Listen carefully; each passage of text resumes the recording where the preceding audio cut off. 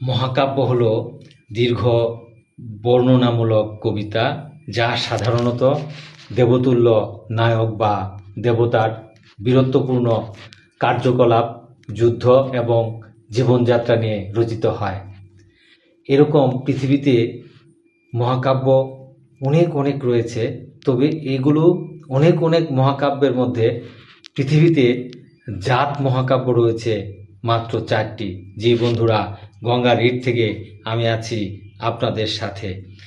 এত মহাকাব্যের মধ্যে জাত মহাকাব্য মাত্র 4টি। এখন প্রশ্ন হচ্ছে, জাত মহাকাব্য কাকে বলে? জাত মহাকাব্য হচ্ছে এমন একটি সাহিত্যকর্ম যা কোনো জাতির ইতিহাস, ঐতিহ্য, সংস্কৃতি এবং বীরত্বগাথা, আত্মপরিচয়ের গুরুত্বপূর্ণ দিকগুলো তুলে ধরা হয়। জি, এরকম 4টি জাত মহাকাব্য রয়েছে। এই 4টি জাত মহাকাব্য হচ্ছে 1 number Ramayana, 2 number Mahabharata, 3 number Iliad এবং 4 নাম্বার হচ্ছে ওডিসি।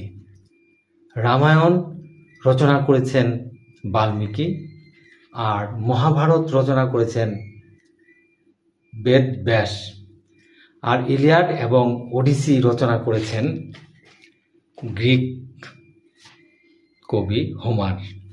এই 4টিকে বলা হয় পৃথিবীতে জাত মহাকাব্য। এই 4টি জাত মহাকাব্যের মধ্যে পৃথিবীর সবচেয়ে বড় মহাকাব্যের নাম হচ্ছে মহাভারত। মহাভারত, একটি কথা প্রচলিত আছে যে যা মহাভারতে নেই তা কিন্তু ভারতীয় উপমহাদেশেও নেই। ধন্যবাদ।